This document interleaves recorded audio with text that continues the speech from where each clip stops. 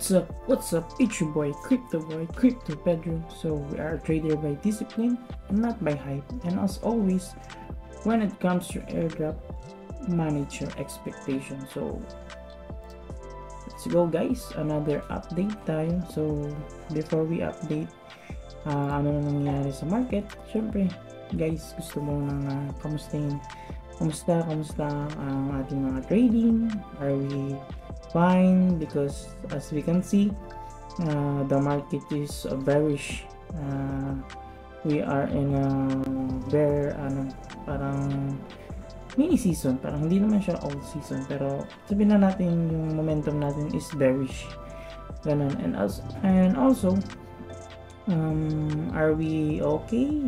Super ba tayo trade, ganun. So yun, guys, I hope that you are doing well, hindi lang sa trading but also to work, kung ano man yung ginagawa natin. Anyways guys, yun, ano man ang ginagawa nyo, I hope you are doing well. So let's start.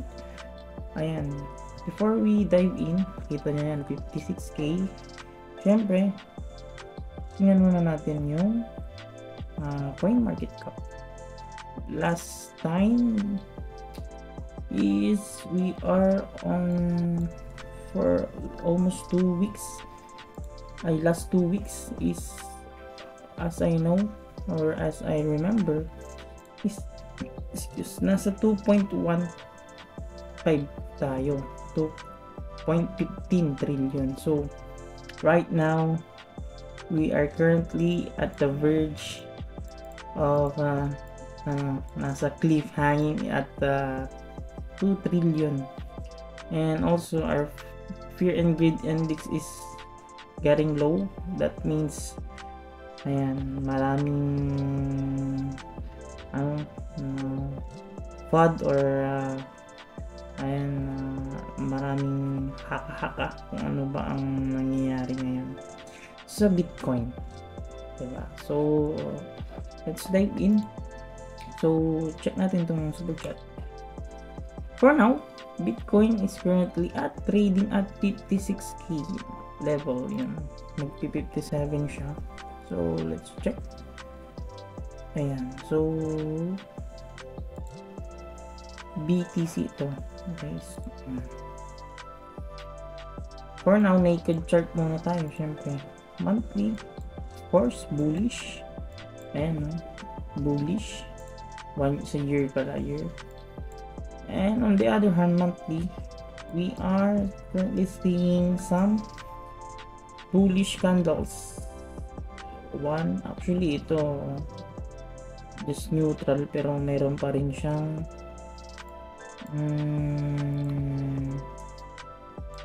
tingnan nyo itong tatlong to, itong candle na yun. We're seeing some red candles, so nasa bearish momentum tayo. And also, you know, 2 weeks bearish momentum, bearish candles. So yun, wait lang, ata guys,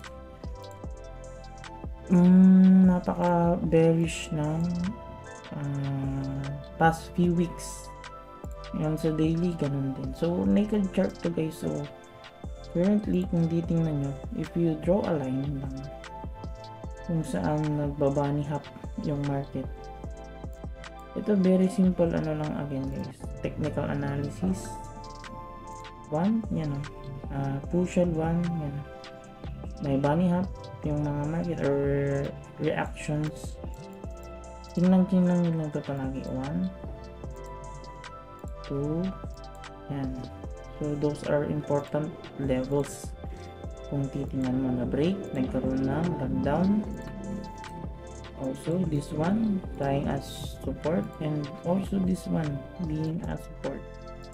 So in weekly and monthly, you can tell that it's consolidating at this area. Ito,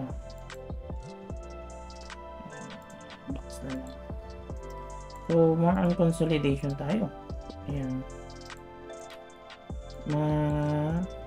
madaming consolidation yun kasi we're entering supermarket or bull market. So that's our maker chart. On the other hand, check natin yung ating personal insight sa or personal chart. Ito yung chart pa rin natin, and as always, ina-update natin yan guys sa ating Telegram. Meron tayong insight about ito, may airdrop tayo, may ETH update, nag-update tayo dyan weekly, and as of now start talaga natin ito rin. And meron tayong ano din dyan, beginner's guide yun. So ayan.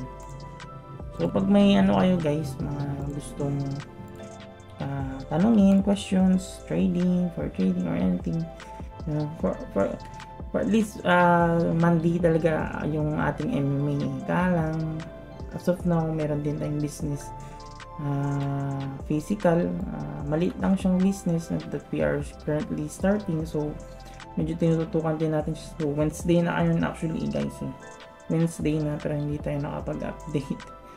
And last week also hindi rin tayo nakapag-update. So see, check out our chart yan para makita nyo guys ha. So ito yung mga levels na tinignan natin. Okay, para makita nyo guys. Yun. So last week, so let's try to recap. Ayan. As you see, ito, kita natin. Itong update natin.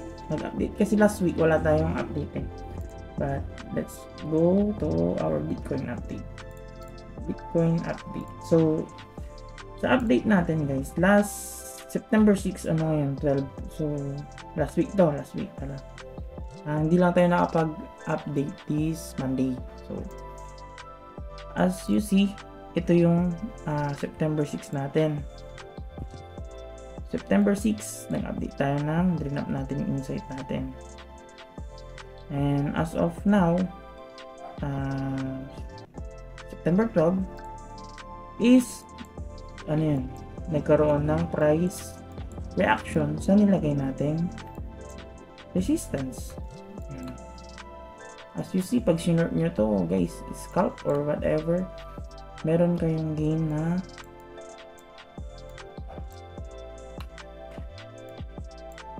wait lang.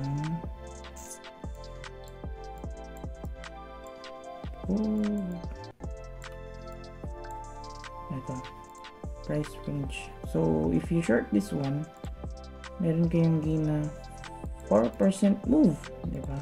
So malaki na yun guys. Mas lalo pag you are seeing this as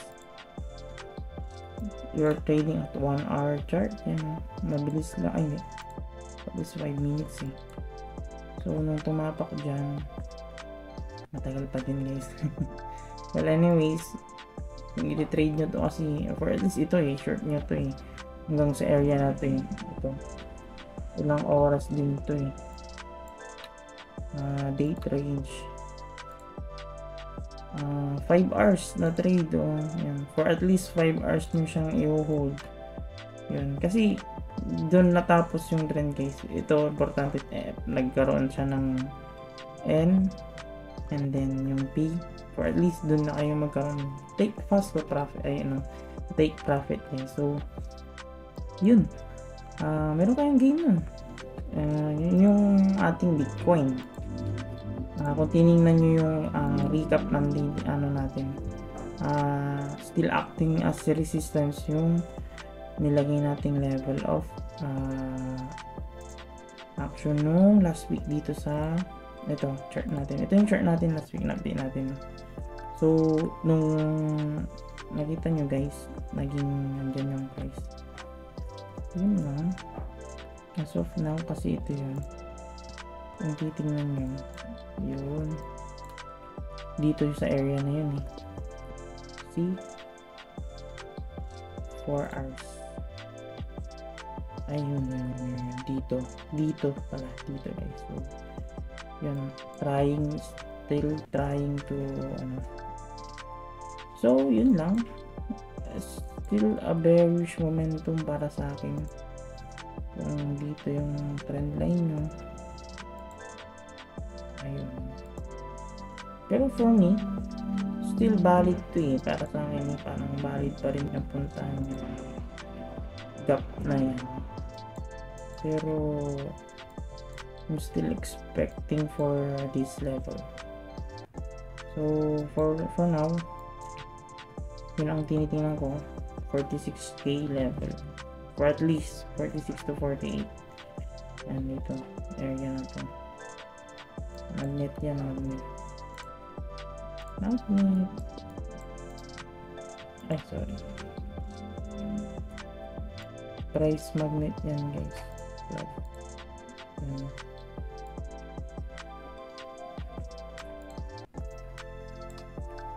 So yun yung Bitcoin update natin ngayon guys. And also sa ETH, acting as, nilagay natin yun, ito pwede pa to as resistance pa din.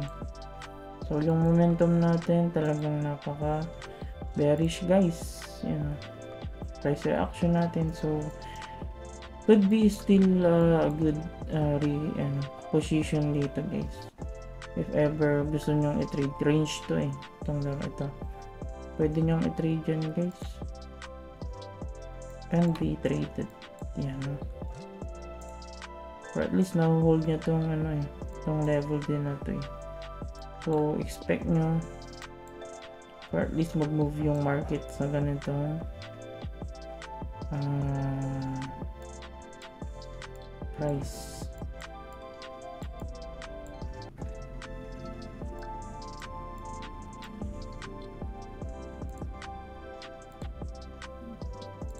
Yun, hopefully sana mangyari yun. Pwede nyo na-trade yan guys. This is a good trade.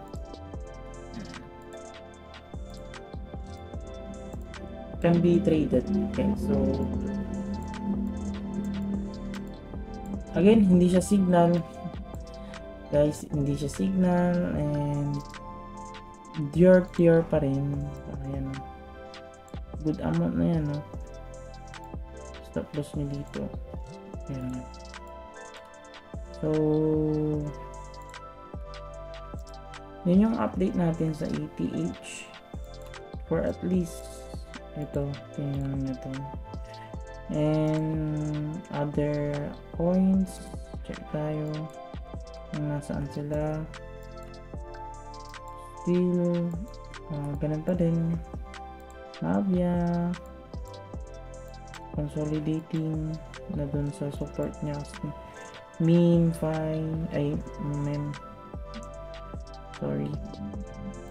Dogs currently ginawa niya daily, so uptrend yun nangyari dun,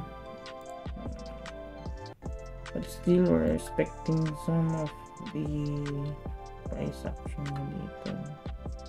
Another low, so bearish pa rin talaga. How about ton? Alam ko may ano yan may news din tayo dun. So still so yun lang sa ating Bitcoin update. Siyempre coin market cap, tingin tayo ng news. Check tayo ng news. Sa news naman natin,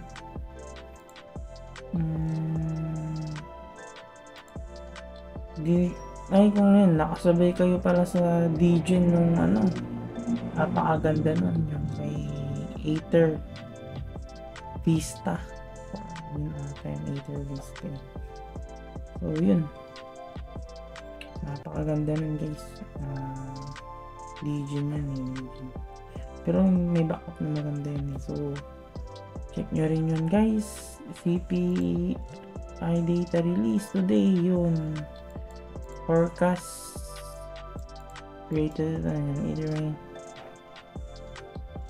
either way the CPI release may indicate how much Fed will calculate on the basis good.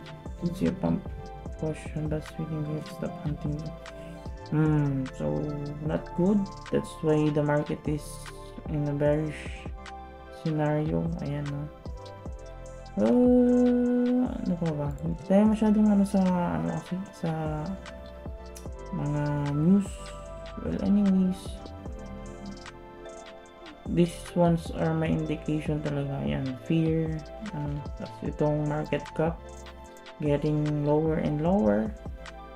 But on the other side, kung tinitingnan nyo, guys, may mga news din about on the institutional markets that are buying Bitcoin. Mostly yung mga iba nagsisell off, but yung mga whales still on buying talaga. So check nyo mabuti kasi yun, when others are selling, whales are buying. So yun lang, update natin, and yun, Bitcoin getting some of our price action ng resistance dito. So yun, pag na-break yan, pwede, possible another, check nyo yan, pwede nyo i-trade yan guys. So 1, 2, expect nyo to talaga 46k level siguro sa akin, personal view ko yan. So yun lang, and don't forget pala guys to check also our airdrops. May mga bago tayong airdrop dito, BlackRock, backup by BlackRock, check nyo yan. And Unos, yan, medyo matagal na yan, pero ito Zenrock and BlackRock. Itong Midas, try to farm it guys kasi maganda yan. And syempre Tomato, Bloom, mga yan, makikita nyo yan dito, may update tayo, and ganun din sa ating Telegram update yan. So paunti-unti we are trying to build our community, and syempre hindi mawawala dito yung beginner's guide yan. Hopefully ma-launch dalhin natin yung isa pang niluluto natin, yung Pedro Academy yan. So yun, may mga tutorial tayo, katanungan, kung may katanungan kayo about Bitcoin, yan, what is Bitcoin, what is airdrop, feel free to ask. Ayan, comment kayo sa ating YouTube. Ayan, so YouTube. So congrats din sa atin dahil meron tayong 10 subscribers. Palit siya, pero still celebrate small wins, sabi nga nila.